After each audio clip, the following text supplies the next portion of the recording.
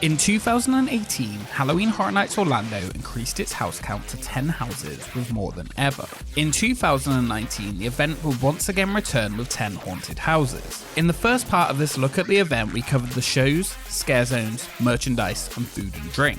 Now it's time to take a look at the main event, the houses of Halloween Horror Nights 29.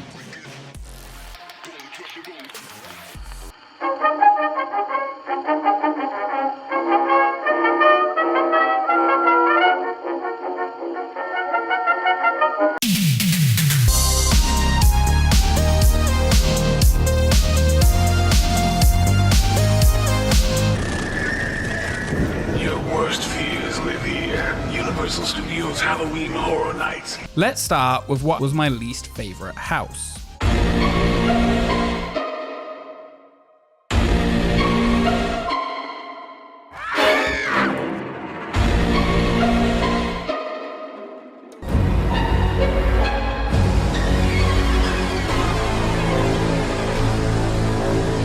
This house was planned to be an original, based on twisted children's nursery stories such as The Tooth Fairy. It was scrapped and replaced with Jordan Peele's Us. Located in Soundstage 24, the house began with a long corridor with Christmas lights above, while the iconic music from the film played. The facade was the entrance to the Shaman's Quest Mirror Maze. Inside the house, you encountered Red, Adelaide, and the rest of the cast from the film as you travelled through the Mirror Maze, the Wilson House, and the Tyler House before heading through a forest into the underground laboratory. The house had some good recreated scenes from the movie, and the actors did an incredible job of recreating the eeriness, but this house just didn't do it for me. Each run of the house was incredibly based around seeing the scares or scenes play out, and if you were unlucky you could go through this entire house not seeing nearly anything happen, and each scene was so dependent on it until the final room. The house, whether due to casting issues or design, just felt quite empty. The facade was okay, but not the best in the area by far, and the scenes did an okay job of retelling the movie, but nothing to blow you away or was extremely memorable.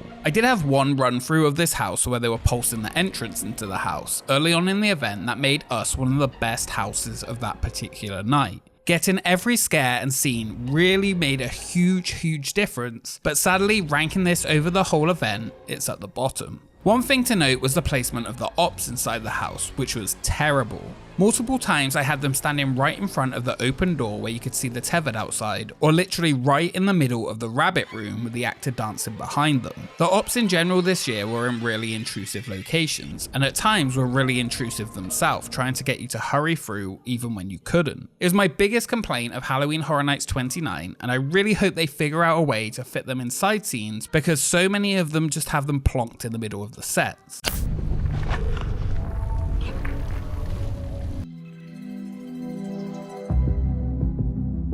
Stranger Things this year was a huge disappointment. It just felt cheaper than last year without as much love and effort put into it. Covering both seasons 2 and 3, it was a sequel to the house at Halloween Horror Nights 28, this time taking you further into the world of the Upside Down. Like last year, it featured no facade, this time taking you straight into Hawkins Middle School, a scene from season 1 that was in the previous year's house, but this time you went through it. The house would then transition to season 2 in the arcade where the credits would roll on the machines themselves. Outside the window would be Will Byers' vision of the Mind Flayer. Using a giant projection screen and the most awkward stand-in mannequin ever, it just looked really off. After passing through Dustin's bedroom, you entered the tunnels which seemed to go on and on. This is the first place you encountered the demo dogs. Puppets, well, that were just not that scary. In fact, this whole house wasn't scary at all. The puppets, which were based on the actual size of the ones in the series according to Netflix, just felt too small and static compared to the previous year's Demogorgons. Entering Hawkins' lab, the security cameras could be seen, which were provided from Netflix with the exact scenes used in the show. Netflix actually provided the exact original high-quality audio used throughout the house as well.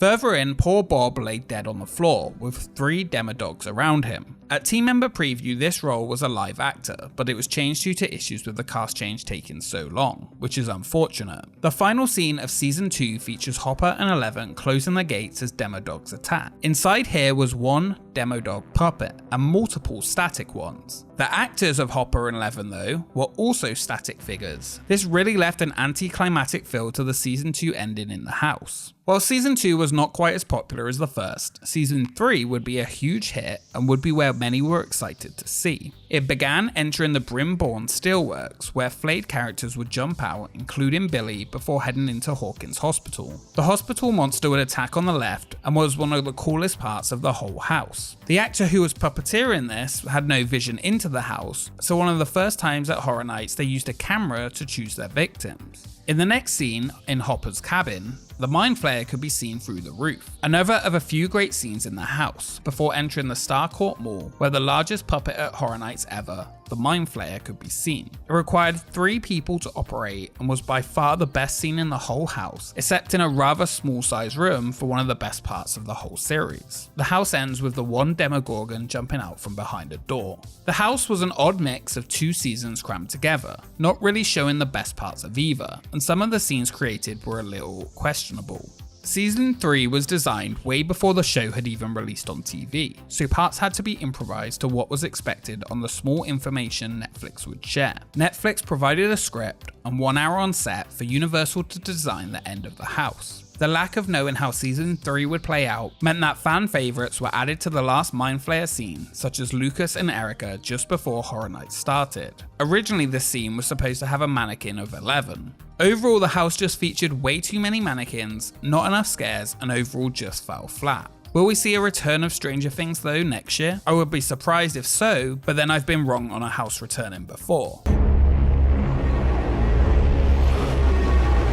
Located in Sprung Tent 2, Depths of Fear was based in an underwater mining facility that gets attacked by sea creatures. The workers of a deep-sea mining company delved too deep and encountered a parasitic race of creatures. Inside, you found the infected miners and mouth brooders as the self-destruct sequence counts down to the implosion of the facility. I was really excited for this house, yet found it quite disappointing. The house facade had you enter into Fathom Corp, and it was a great way to enter the tent structure, setting up the feel of the house. The captain on screen talks about how he killed one of the mouth brooders, but they spit acid in people's faces to lay eggs. He starts panicking when the countdown to implosion begins before he is attacked by an infected miner. Inside, throughout the event, it changed quite a bit, starting with multiple mouth brooders attacking you throughout. Unfortunately, due to costume issues, they were replaced with more and more infected workers. Even before this though, the costumes were just kinda goofy and not that scary. Too big to really scare, and the boo holes for them just had to be so huge to fit them in.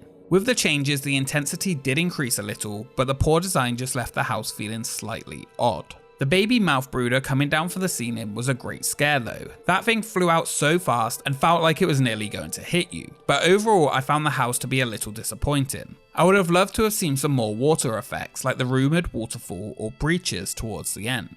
The ending of the red spinning light represented the implosion but was not very clear. The story is that you and the rescue team only have 4 minutes to escape the self-destruction. Whether or not you die at the end of the house is up to you, but I did not see any empty escape pods on my way through.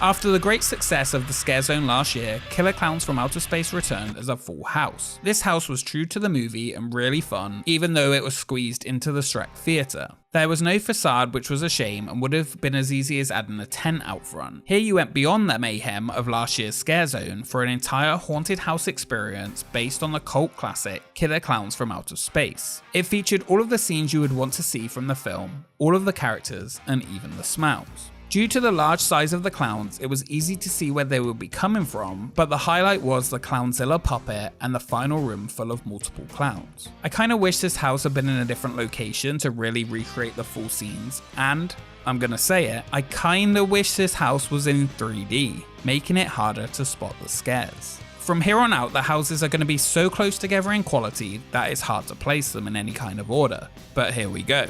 Ladies and gentlemen, boys and girls, you are about to enter world of darkness. A world where life and death are meaningless.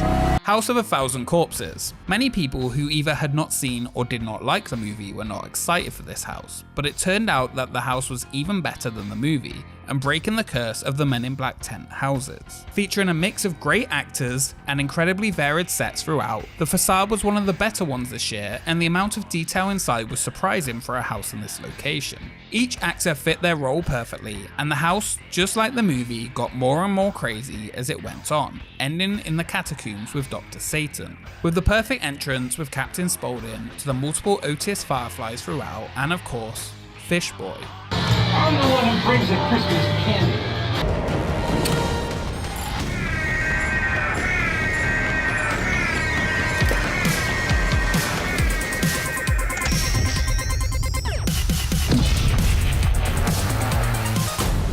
Ghostbusters.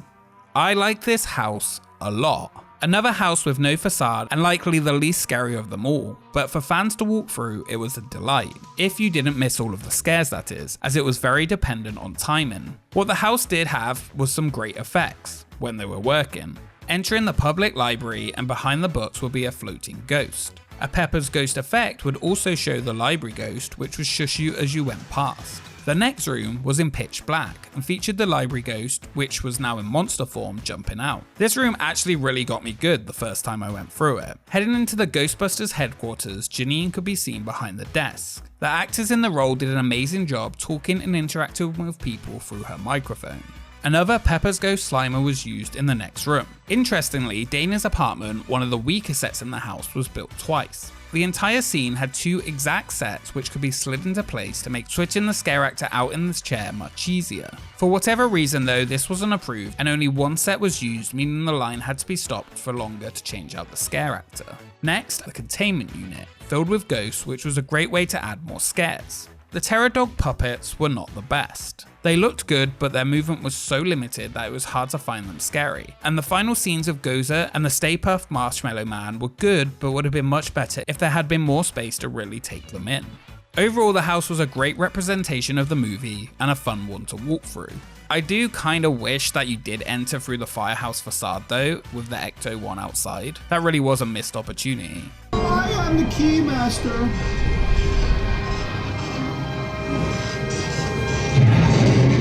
Nightingales Blood Pit featured the return of the characters first introduced at Halloween Horror Nights 21 in Nightingales Blood Prey.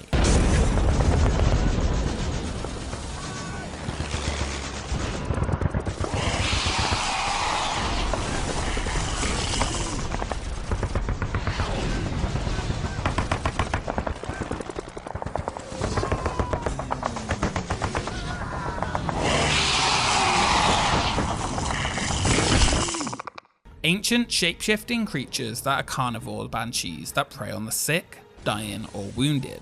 Like carry-on birds, they don't care who is good or evil as long as they can feast on them. The first house was set during World War I, and they took the form of nurses in order to get closer to soldiers. In Nightingales Blood Pit, they feasted on Roman gladiators, and they appeared much more bird-like with beaks and large teeth.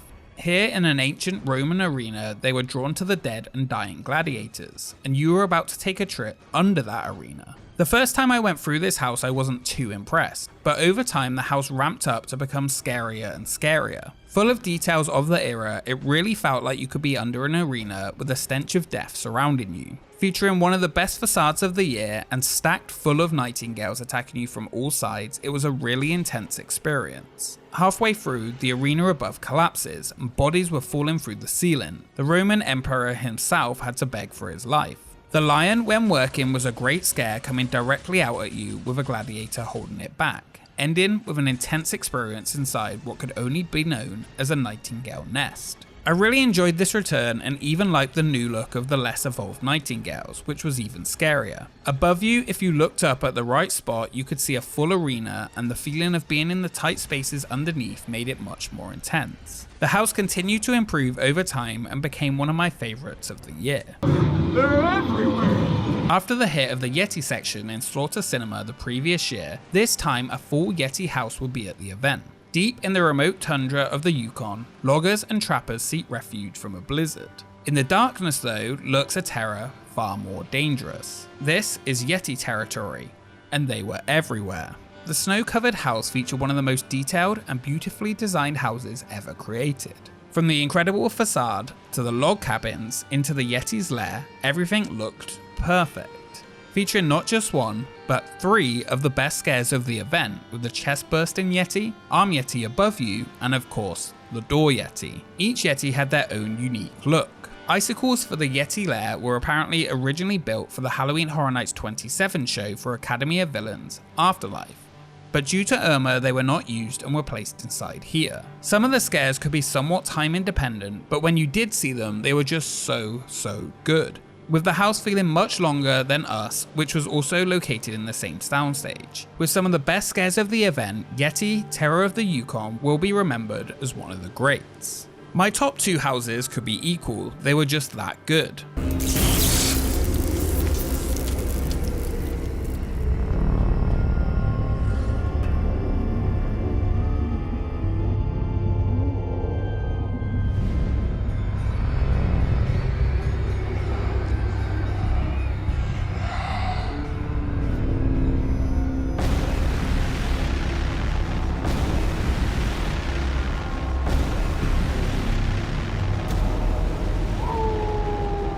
Universal Monsters featured everything you wanted from such a classic idea. A beautiful facade, amazing cast, perfect design, and incredible scares. Frankenstein, Dracula, the Wolfman, Hunchback, Creature from the Black Lagoon, Bride of Frankenstein, the Mummy, you name it, they were in this house. The Hunchback scene when it was working was incredible, with him flying up the ropes of Notre Dame. Dracula and his brides were really aggressive, and the Mummy would get you every time. Everything about this house was just so good, and nothing needed to be changed. It was great to have a house with a final scare after you thought you were safe.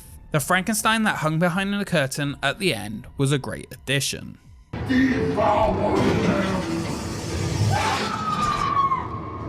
And my favourite house of Halloween Horror Nights 29, Graveyard Games, was just so good. In the Ascension Paris Cemetery, it's normal to find teens playing among the tombstones. This time though, they have awakened the spirits of the dead from their vandalizing. As you roam through the cemetery, ghosts of every shape and form will be seeking revenge. Built by Evangeline Albright, who was buried in the centre of the cemetery and became known as the mother of all the dead children who are also buried there. This angered mother returned to kill each and every one of the teens defiling the cemetery. This house was scary, beautiful, and just so well done from the moment you stepped into the incredible facade and were called a dork to the moment you left. Full of crypts, ghosts, and intense scares which range from startling to downright eerie. The highlights being the room where the candles would go out one by one before a scare, and the completely black soft room that was incredibly creepy. The only downside for me was the setup of the projector outside had such a limited time to see it that it was hard to get the full story, but overall the house was scary, fun, and beautiful. Exactly what I love about the houses of Halloween Horror Nights. Overall, Halloween Horror Nights 29 features some incredibly designed houses, improved shows, and great food and drink options, putting it up there in the higher end of the great Halloween Horror Nights. As we look forward to Halloween Horror Nights 30, which has already been announced to include some retellings of houses from the past, join us at expeditionthemepark.com, where we take a look at what these returning houses could potentially be. These are just my house rankings though of Halloween Horror Nights 29, but I want to hear what you thought.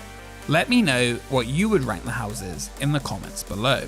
Sadly, Halloween Horror Nights is once again over for another year, but I'll be sure to see you there again on September 10th, 2020, for what is sure to be a special anniversary year.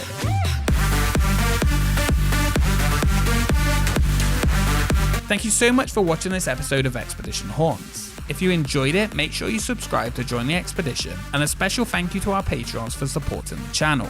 We will see you next time.